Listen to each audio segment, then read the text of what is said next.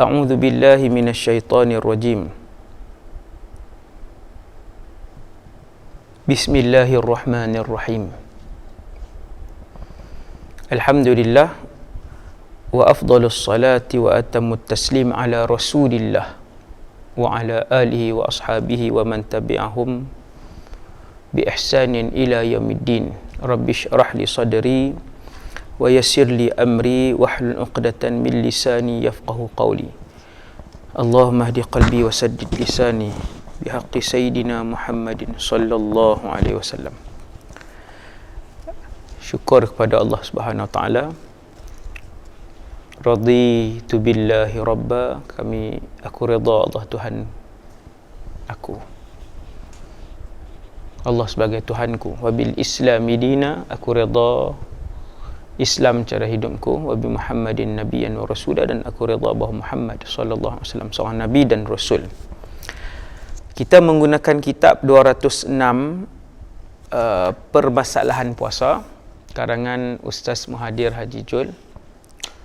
Yaqulul musannifu hafizahullah nafa'ana Allahu bihi wa bi'ulumihi wa bikum fid darain amin. Kita sampai pada muka surat 64. Tajuk ke-8 ataupun subtopik yang ke-8, berlebih-lebihan ketika mandi hadas besar. Mandi berlebih-lebih sehingga air termasuk ke dalam mulut, termasuk mandi. Air yang termasuk ke dalam mulut tidak membatalkan puasa kerana tidak ada unsur kesengajaan. Kerana mandi hadas besar memerlukan air merata di seluruh badan. Ni kita sedang bincang orang dia puasa dan dia mandi wajib. Dia puasa dan dia mandi wajib. Macam mana tu puasa mandi wajib? Contohnya tidur, bangun-bangun nampak basah. Maksudnya keluar air mani. Maka dia kena mandi. Bila dia mandi wajib, mandi yang dituntut oleh syarak, mandi yang ada dalam syariat, dan dia tertelan air, itu tidak membatalkan puasa, tertelan, selesai. Subtopik yang ke-9, muka surat 65. Menyedut udara atau bau masakan. Waktu puasa, yang ni puasa sunat dan puasa fardu sama. Apa hukum? Tidak mengapa dan tidak batal jika sengaja membuka mulut untuk menyedut angin, bau masakan dan lain-lain, kerana ia bukan benda, dia bukan ain, bukan fizikal, dia tak ada ain dia. Walaupun sengaja, gulai nanas ketam, isteri masak, kita sengaja pergi, wanginya, tidak batal puasa walaupun sengaja. Nombor 10, celak mata. Tidak batal puasa jika bercelak mata walaupun terasa di tekak. Rasa di tekak. Seperti ubat mata. Ada ubat mata kita bubuh, saya rasa pahit di sini. Batal tak? Ustaz Muhadir, pengarang kita ambil pendapat yang mengatakan tidak batal. Okey, kemudian muka surat 66. Betis tertusuk pisau. Betis tertusuk di mana? Di pisau. Pisau tertusuk di betis. Apa hukum dia? Batal tak puasa? Betis yang tertusuk pisau tidak membatalkan puasa kerana betis bukan rongga yang terbuka. Rongga yang terbuka 5. Mulut, hidung, telinga 3, kemaluan depan, belakang 5. Kalau dia buat lubang di betis dia, buat lubang dengan straw ataupun buat lubang dengan besi yang tajam, buat lubang pun tidak membatalkan puasa kerana betis bukan rongga yang terbuka. Ke-12, menghidu asap kemenyan. Yang ni sama macam hukum menghidu bau masakan tadi. Walaupun secara sengaja tidak batal puasa. Jika menghidu asap kemenyan kerana menurut kebiasaan uruf, ia tidak termasuk benda. Asap kemenyan tadi. Ia tu asap kemenyan tidak termasuk benda. Dia bukan ain. Dia bukan ain. Dia udara. Okey, kemudian 13. Merokok. Merokok membatalkan puasa kerana termasuk dalam memasukkan sesuatu ke dalam rongga badan. Rokok, adakah dia asap semata-mata? Dia ada ain dia yang masuk. Ada fizikal, habuk-habuk. Dia ada fizikal, ada ain dia yang masuk. Maka dengan sebab itu, merokok membatalkan puasa kerana termasuk dalam memasukkan sesuatu ke dalam rongga badan. Minggu lepas, saya ada terima satu mesej tentang satu artikel mengatakan bahawa profesor dari sekian-sekian negeri bagitahu kata rokok boleh mengurangkan risiko untuk kena COVID-19 ataupun rokok boleh menyembuhkan COVID-19. Ada pendapat profesor tu. Saya membaca-baca, saya kata mengarut. Kan, saya baca, orang tu tanyalah, ada orang tanya. Tapi artikel, dia kata, macam mana ni ustaz? Boleh tak disebarkan? Baca je, saya baca artikel tu, saya kata, karut. Allah Ta'ala takkan jadikan pada benda yang haram semudah-mudah itu sebagai penawar kepada penyakit. Kan? Kemudian, saya berdoa, ya Allah, semoga ada penerangan tentang perkara tersebut. Alhamdulillah, surat khabar semalam ataupun hari ni, semalam ataupun 2 hari lepas, hari ni saya tak ingat, tapi setiap hari saya baca surat khabar sejak PKP inilah kan, saya baca surat khabar. Jadi ada satu artikel tu, rokok antara punca seseorang dijangkiti COVID-19 dengan lebih teruk lah. Puncanya antaranya ialah merokok. Disebutkan, alhamdulillah terjawablah yang artikel yang minggu lepas tu. Yang tu seningan saja. Kemudian nombor 14, menyedut asap rokok. Tidak batal puasa orang yang menyedut asap rokok orang sebelahnya kerana ia sukar untuk dijauhi. Terutama sekali jika berada di tempat orang ramai. Yang tu susah nak, sebab susah nak elak. Ada masyaqqah. Susah nak elak. Dan kita tak buat benda tu, tapi orang di sekeliling kita yang bukan Islam lah, ni kalau keadaan di luar kan, sebab benda ni berlaku, contoh kita pergi ke ATM yang bukan Islam, isap rokok siang hari Ramadan, kita sedut asap tersebut tidak batal. Nombor 15, berbekam ketika berpuasa tidak membatalkan puasa, tetapi perbuatan itu makruh. Perbuatan itu makruh. Nombor 16, pembuluh darah yang dimasuki jarum infus tidak termasuk dalam kategori rongga. Oleh itu, cairan ubat yang masuk melalui pembuluh darah dapat disamakan dengan masuk melalui liang tubuh yang tidak membatalkan puasa. Ketika seorang puasa, dia cucuk ubat. Cucuk sini. Buntut ke, bukan lubang dubur, buntut kan, ataupun sini ke, cucuk, tidak membatalkan puasa. Jari termasuk ke dalam alat sulit. Masalah yang ke-17, ketika beristinja, jari-jari seorang perempuan menyentuh bahagian bibir alat kemaluannya, ia tidak membatalkan puasanya. Jika hanya menyentuh bahagian luar kemaluan, iaitu bahagian yang mesti dibersihkan ketika mandi wajib, atau bahagian kemaluan yang nampak dari luar ketika duduk bertinggung. Walau bagaimanapun, jika hujung jari termasuk pada bahagian kemaluan yang lebih dalam, maka ia membatalkan puasa. Yang ni perbahasan orang perempuan. Kemaluan depan, kubul orang perempuan, bukan orang lelaki. Ni nombor 17 ni orang perempuan. Orang perempuan bila dia buang ayak kecil, dia basuh. Kata para ulama, cukup kalau dia nak sentuh bahagian tu nak basuh, maka cukup dengan perut jari-jari yang ni ya. No? Jadi mohon maaf, ini kemaluan. Dia ini perut jari kiri, dia basuh. Kalau dia nak sentuh macam tu aja.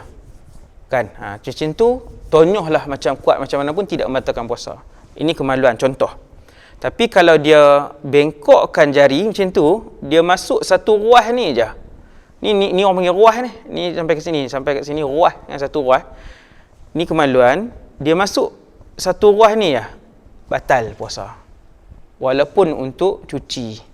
Sebab hadas kecil nak cuci apa sampai teruk-teruk sangat kan, basuh biasa je lah, corok air, ataupun kalau perlu untuk sentuh dengan perut jari ni dah cukup kan, 3 perut jari ke, guna 3 ni kan, basuh kalau nak sentuh lah kan. Okey, yang tu saja. Itu perbahasan nombor 17 no? Okey nah. Kalau masuk jari dalam sikit satu ruas pun batal. Bukan jari, benda apa pun tak kira lah, jari dia ke, benda lain ke kan, jari orang lain ke masuk, batal puasa. Batal puasa pemilik kemaluan itu, bukan orang yang masukkan tu. Jadi hati-hati. Dah selesai nombor 17. Kemudian yang tadi kemaluan depan wanita kalau dia buang air kecil. Nombor 18, menyentuh lubang dubur ketika berpuasa. Yang ni dubur belakang pula. Yang ni untuk lelaki dan perempuan. Ni nombor 18. Batal jika hujung jari yang digunakan untuk beristinja masuk ke dalam lubang dubur, iaitu bahagian yang tidak wajib dibasuh. Yang ni lubang dubur, minta maaf. Ini lubang dubur. Lubang dubur keluar najis. Yang wajib basuh ialah sinilah kan. Dalam tak wajib basuh. Lelaki ataupun perempuan selepas selesai qada hajat, dia nak cuci lubang dubur tu, dubur ni yang belakang, lubang dubur, dia masukkan jari ni, batal puasa walaupun satu ruah, batal. Sebab tu dia sebut memasukkan bahagian yang ke dalam lubang dubur, bahagian yang tidak wajib dibasuh. Mana bahagian yang tidak wajib? Dalam lah. Dalam tak wajib. Yang ni lubang dubur, basuh yang ni je lah. Sorry ya, belah ni lah, minta maaf. Okay, basuh lah ni je. Basuh je lah lubang dubur ni, basuh yang tu. Kenapa perlu masukkan jari? Tak. Masukkan walaupun satu ruah ni, 1/3 jari ni pun, laki atau perempuan batal. Jika hanya memegang bahagian depan dubur yang berkerut ketika beristinja, maka tidak membatalkan puasa. Ni bahagian depan kan. Itu tak apa. Jangan masuk dalam. Okey, najis yang keluar masuk kembali. Muka surat nombor 19 pula. Orang yang buang air besar dan najisnya yang keras telah keluar sebahagian kemudian masuk balik, batal puasanya kerana najis itu dianggap telah masuk ke dalam rongga yang terbuka. Najis yang keras kan. Okey, ini lubang dubur, keluar najis. Contoh keluar najis. Keluar, dia pun kemut. Bila kemut, ni najis yang keluar ni najis. Bila kemut, separuh daripada yang tuan-tuan nampak ni putus, separuh lagi masuk. Separuh putus yang dikemut tu jatuh dalam lubang tandas, separuh lagi masuk balik, batal puasa. So dia kena buang semua kan. Selalunya tu dia putus semualah, dia akan ni semua. Ni contoh seandainya berlaku, dan ni jaranglah berlaku, tuan-tuan. Okey, nombor 20. Terkejut ketika buang air besar. Orang yang buang air besar dan najisnya yang keras telah keluar sebahagian, kemudian kerana terkejut dia masuk balik, tidak batal puasanya kerana keadaan itu bukan dibuat dengan sengaja tapi kerana terkejut. Ini tak sengaja, terkejut. Okey. Yang terkejut ni tidak batal. Habis dia masuk satu tajuk besar, masih lagi tentang perkara yang membatalkan puasa, yang tidak membatalkan puasa, iaitu F, iaitu tidur. Tidur sepanjang hari. Tidur membatalkan puasa ke tidak? Tidur sepanjang hari ketika berpuasa sehingga berbuka. Sehingga berbuka ni maksudnya sehingga waktu berbuka. Tidak membatalkan puasanya. Puasanya puasa orang yang tidur sepanjang hari tadi sampai maghrib, tetapi perbuatan itu makruh, tak batal. Siapa yang tidur lepas daripada subuh, di sahur, sebelum subuh dia sahur, semayang subuh, tidur letih. Tidur jaga-jaga 7.38 masuk waktu dah. Zuhur tak semayang, asar tak semayang. Sah tak puasa dia? Puasa dia sah dan makruh. Tidur seharian tidak membatalkan puasa. Selesai. Boleh rujuk Kifayatul Akhyar, Tanwirul Qulub, Bughyatul Mustarsyidin dan At-Taqriratus Sadidah. 4 buah kitab tu. Siap dengan muka surat lagi Ustaz Muhadir letak sini. Rajin Ustaz Muhadir ni. Nampak? Masya Allah. Kemudian pengsan. Batal puasa ke tak batal puasa? Tengok. Pengsan tetapi sedar sekejap. Ni tajuk kita ni, tajuk puasa. Puasa fardu ataupun puasa sunat termasuk kedua-duanya. Lepas tu tajuk pengsan ni pula, mestilah waktu siang. Kalau malam, pengsan lah sebab malam tak berpuasa. Ni kita duk bahas ni tajuk yang siang ni, waktu puasa tu. Pengsan kemudian sedar sekejap. Orang yang sedar walaupun sekejap setelah pengsan pada waktu siang Ramadan, sah puasanya. Pengsan sepanjang hari daripada terbit fajar subuh sehingga terbenam matahari membatalkan puasa. Ini khas untuk pengsan. Tak sama dengan tidur. Tak sama dengan tidur. Satu lagi gila. Dia tiga-tiga tu tak sama. Gila, pengsan, tidur. Tidur kalau sehari suntuk walaupun dengan sengaja tidak membatalkan puasa. Contoh, dia tidur daripada pukul 5 pagi sebelum subuh. Jaga-jaga pukul 8 malam. 8 malam jaga. Batal tak puasa? Tak batal. Semalam dia niat lah. Niat macam biasa. Habis bangun makan sahur pukul 5.30 terlelap. Habis makan sahur pukul 5.30 terlelap. Tidur. Daripada situ sampailah pukul 8 malam tidur. Itu tidur baru jaga buka puasa. Subuh tak semayang, zuhur tak semayang, asar tak semayang. Maghrib sekali dia semayang sebab jaga pukul 8. Tidur tak batal walaupun sengaja. Sehari suntuk tidur satu. Pengsan pula kalau dia pengsan dan terjaga seketika. Terjaga tu dia terjaga walaupun seminit. Pengsan lepas tu terjaga. Siang tu daripada subuh sampailah maghrib terjaga seminit je. Pukul 4 jaga, 4 1 minit pingsan balik. Maka sah puasa dia. Sah puasa. Tapi kalau pingsan sehari suntuk daripada subuh sampai maghrib, batal puasa. Itu nah. Okey, kemudian mabuk. Orang yang mabuk yang bukan disebabkan kesalahannya sendiri dan sedar sekejap pada waktu siang Ramadan tidak membatalkan puasa. Jika sepanjang hari mabuk tanpa sedar, ia membatalkan puasanya. Mabuk sama macam pengsan. Mabuk sama macam pengsan. Tetapi mabuk yang bukan disebabkan kesalahannya. Seperti apa? Seperti mabuk naik kenderaan. Itu bukan sebab kesalahan dia. Macam mana dia tak boleh kontrol. Mabuk laut. Bermusafir waktu Ramadan, siang hari mabuk. Sehari suntuk mabuk. Tapi ada sedar sekejap. Dia sedar lah, kita kata 5 minit sedar. Maka sah puasa dia. Tapi kalau mabuk sehari suntuk daripada subuh sampai ke maghrib, batal puasa dia. Mabuk sama macam pingsan. Sebab tu kita tidur satu, mabuk dengan pingsan satu sekali. Cuma mabuk dia ada syarat dia, iaitu bukan disebabkan kesalahan dia. Nombor 3, gila. Gila batal puasa tak? Gila. Kita tengok gila hukum lain pula daripada 2 tadi. Kita tengok.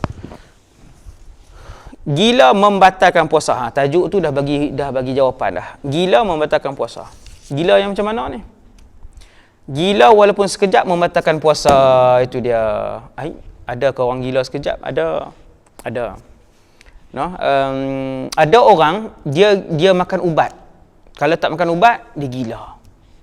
Waya tak sambung. Tu bahasa kiasan, bukan bahasa betul. Kalau dia makan ubat, waya sambung elok aja. Elok. Habis kesan ubat, dia gila. Ada orang, dia tak gila sepenuhnya. Setiap hari kena makan ubat, sepanjang hayat. Wallahu alam, saya tak tahulah kalau ada orang yang pulih, yang jenis gila sekejap ni, kalau ada yang pulih, alhamdulillah. Tapi setahu saya, setakat yang saya jumpa sejak berapa belas tahun yang lalu, banyak pesakit yang saya jumpa, bukan saya doktor, tapi yang saya jumpa lah, yang makan ubat. Tak makan memang gila. Dia merapu, dia cakap merapu, inna lillahi wa inna ilaihi raji'un.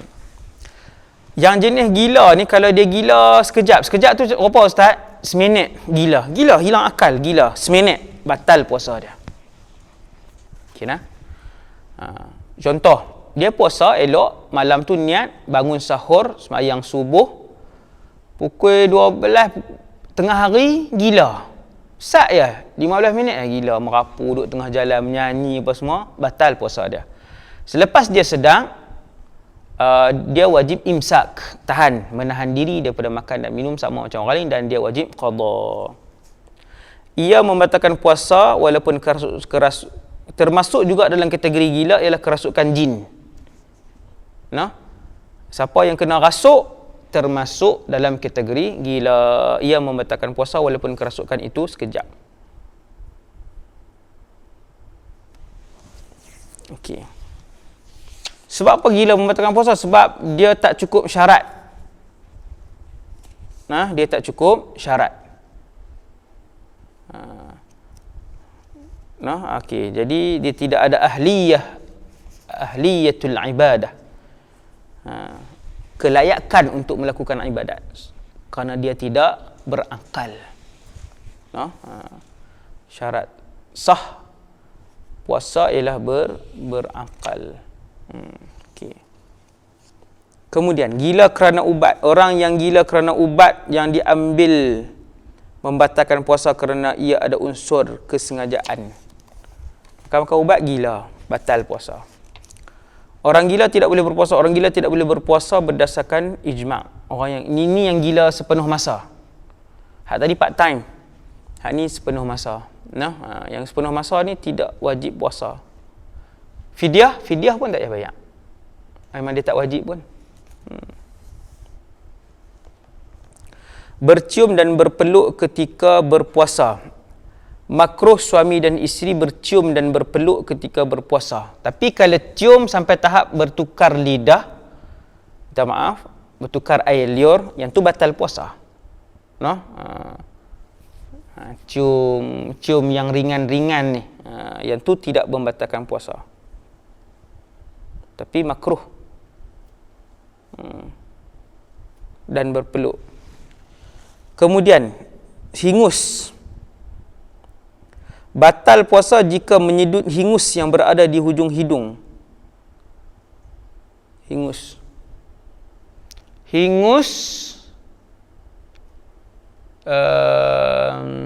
kahak kalau kita keluarkan duduk dalam mulut, telan balik, batal puasa. Itu batal puasa. Okey.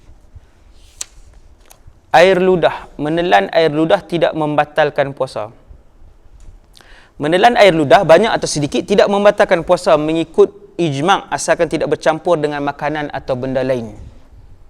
Ni air ludah kita penuh mulut, telan, tak batal puasa. Ini kita dah sebut dah pernah ada dalam qaswat yang lalu. Menelan ludah yang bercampur air bekas berkumur ketika wuduk tidak membatalkan puasa. Dengan syarat waktu berkumur tu kita dah buang semua sekali. Buang semua. Kemudian ludah yang bercampur saki baki air kumur tadi ni, yang kita dah buang semua tadi. Jangan buang. Buang disimpan. Sikit. Kalau dia buang tak semua, dia simpan sikit, bercampur dengan air ludah, boleh ditelan. Bercampur dengan air liur, kemudian dia telan, yang tu batal puasa. Okey.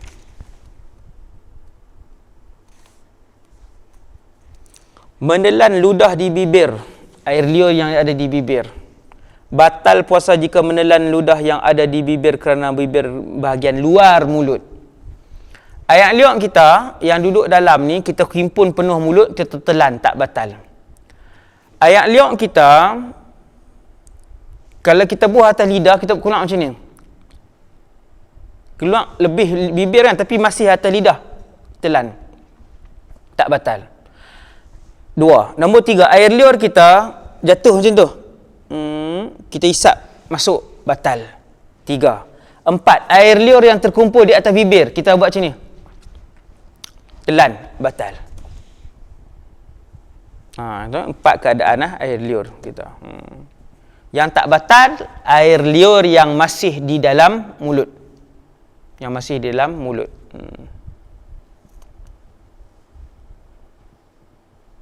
Kemudian, muka surat 77. Jika air liur dikumpulkan di atas lidah dan dikeluarkan lidah itu daripada mulutnya dan ditelan semula, tidak batal puasanya. Macam saya tunjuk tadi. Keadaan kedua tadi ni. Air liur duduk atas lidah, kita buat keluar ni. Masuk balik. Itu tidak batal. Itu tidak batal. Kecuali yang turun tu, berjuntai tu, kita masuk balik. Yang tu batal. 3. Yang keempat, air liur yang duduk di atas bibir, kita masukkan dalam mulut, kita telan, batal. Air mani, bermimpi dan keluar air mani. Ijma' mengatakan orang yang bermimpi pada siang Ramadan dan keluar air mani tidak membatalkan puasa. Macam ni. Apa hukum orang yang keluar air mani melalui mimpi? Bukan sengaja. Kalau keluar dalam keadaan berjaga memang batal. Orang yang keluar air mani ketika dia tidur di siang Ramadan, tidur pukul 4.30 tidur, 4.30 terjaga, tengok Allah keluar air mani. Kan? Basah. Dan dia tahu yang ni air mani, maka tidak membatalkan puasa. Habis. Selesai.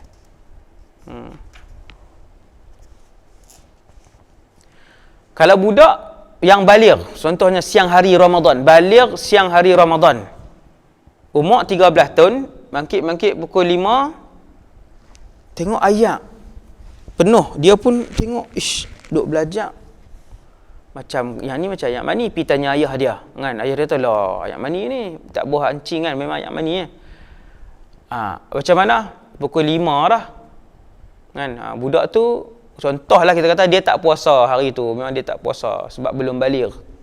Dia tak puasa. Adakah dia wajib berpuasa? Jawapan dia tidak wajib berpuasa pada hari tersebut. Dan tidak wajib qada, dan dia wajib menahan diri daripada makan dan minum sahaja. Berkhayal dan keluar air mani, tidak batal puasa jika air mani keluar dengan sebab berkhayal atau berfikir, dengan syarat secara kebiasaannya jika dia berkhayal atau berfikir, air mani tak keluar. Tiba-tiba je hari tu baru duk berkhayal sikit, keluar air mani. Tetapi jika secara kebiasaannya air mani akan keluar jika melakukan dua perkara itu, iaitu berkhayal dan berfikir, batal puasa. Dah? Okey, yang tu berkhayal ataupun berfikir, kan, keluar air mani, tidak batal puasa. Itu tidak batal puasa. Tetapi saya ulang sekali, jika secara kebiasaannya air mani akan keluar jika melakukan dua perkara itu, iaitu berkhayal dan berfikir atau berfikir, maka batal puasanya. Okey. Keluar air mani selepas subuh. Yang ni tajuk suami isteri bersedap-sedap, beristimtak di antara satu sama lain jika seseorang mencium, memegang, bersentuhan kulit atau bermanja-manja dengan isterinya dan berhenti melakukannya sebelum subuh. Sebelum subuh tu berhentilah. Hak ni maksudnya sahur awal lagi lah ni. Habis sahur 5.30, duduk atas katil dua orang, nak tunggu subuh, duduk rehat sat. Rehat-rehat gatai. Kan, tangan duduk merayap. Pergi pegang hak ni pula ke, macam mana ke? Tak tahulah, macam-macam kan tajuk. Lepas tu berhentilah takat 15 minit je. Bukan dia mereka tidak berjima, mereka hanya istimta', berseronok-seronok, pegang, cium sikit-sikit macam itulah. Kemudian terkeluar air mani selepas masuk subuh, maka ia tidak membatalkan puasanya. Sebab dia berhenti dah. Dia dah berhenti dah sebelum subuh tu. Maka bangun pergi jalan, minum air sikit apa semua, kena dekat subuh dah, lagi 15 minit. Masuk nak mandi, sampai azan mandi biasa je. Tengok-tengok sedang air mani keluar, iaitu tidak membatalkan puasa dia. Jika seseorang mencium isterinya dan berhenti melakukannya tetapi masih ada syahwat yang berpanjangan lalu keluar air mani, batal puasanya. Jika ketika berhenti tadi syahwat sudah tidak ada lagi lalu keluar air mani, ia tidak membatalkan puasanya. Hak ni beza dia, hak peringkat kedua dan ketiga ni bersyahwat dengan tidak bersyahwat. Kalau keluar air mani itu dalam keadaan masih bersyahwat, berpanjangan, maka batal puasa dia. Jika ketika berhenti tadi syahwat sudah tidak ada lagi, lalu keluar air mani, ia tidak membatalkan puasanya. Okey, kemudian kahak. Hukum menelan kahak khilaf kepada dua pendapat. Batal dan pendapat ini lebih kuat. Menelan kahak yang berada dalam mulut membatalkan puasa. Begitu juga menelan kahak yang telah keluar dan sampai ke had yang zahir, iaitu makhraj huruf ha, batal puasanya. Kahak dia keluar, tu telan balik, batal puasa. Pendapat yang lebih kuat. Pendapat lain mengatakan tidak batal. Mengeluarkan kahak daripada otak tidak membatalkan puasa. Kemudian muntah. Muntah batal tak puasa? Muntah tidak sengaja tidak membatalkan puasa. Ijma' mengatakan muntah. Istiqa'ah. Bukan. Dia daripada perkataan qai'.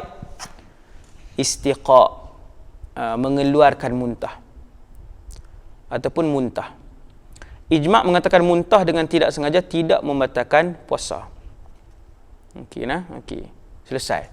Kalau muntah dengan sengaja memasukkan jari, muntah membatalkan puasa. Naik kereta pening muntah, tidak membatalkan puasa. Itu sebab tidak sengaja. Batal puasa jika muntah dengan sengaja seperti menjolok-jolok lidah ke langit sehingga menyebabkan muntah. Ataupun dia sendiri buat, tak jolok jari, dia buat dengan lidah je. Itu sengaja. Yang itu membatalkan puasa. Muntah kerana batuk tidak batal puasa jika muntah disebabkan batuk kerana ia tidak termasuk muntah dengan sengaja. Batuk terlampau banyak sampai muntah, itu tidak membatalkan puasa. Kemudian air madhi, ma'ul madhi, air madhi. Orang yang keluar air madhi ketika berpuasa tidak batal puasanya. Air madhi ialah air yang keluar ketika kemaluan kubul lelaki ataupun perempuan ketika kemaluan cekang keras, dia akan keluar air sikit ya. Warnanya tidak sama, kuantitinya tidak sama dengan air mani. Dia air mazi dia jernih. Kalau air mani dia dia keruh. Air madhi jernih. Dan kalau air madhi dia tak banyak seperti air mani. Air madhi sikit je, setitik dua titik ujung, yang tu je. Yang tu tidak membatalkan puasa. Okey. Melahirkan anak. Adakah melahirkan anak membatalkan puasa? Wiladah ni maksudnya melahirkan. Wiladah ataupun melahirkan membatalkan puasa walaupun kering atau tidak ada darah selepas melahirkan. Inilah pendapat terkuat dan tahqiq. Dalam Al-Majmu' karangan Al-Imam Nawawi dinyatakan bahawa wiladah tidak membatalkan puasa kerana hukumnya seperti keluar air mani. Ini pendapat Imam Nawawi. Sebahagian ulama mengatakan wiladah yang tidak disertai dengan basah tidak membatalkan puasa, tapi jika disertai dengan basah batal puasa. Sama juga jika diiringi oleh nifas batal puasanya. Nah, kita ambil pendapat yang mu'tamad dalam mazhab, iaitu melahirkan anak membatalkan puasa. Tajuk seterusnya onani. Onani membatalkan puasa. Orang yang melakukan onani ketika berpuasa, satu berdosa, kedua batal puasa, nombor tiga wajib qada tetapi tidak wajib kafarah. Berdosa. Onani sehingga keluar mani membatalkan puasa. Onani ketika sedang berpuasa membatalkan puasa, sama ada dengan tangannya sendiri atau tangan orang lain, seperti isteri, sama ada dengan balutan atau tidak. Dengan lapik ataupun tak lapik ke, tangan dia ke, tangan orang lain ke, onani membatalkan puasa. Walhamdulillahirabbil alamin.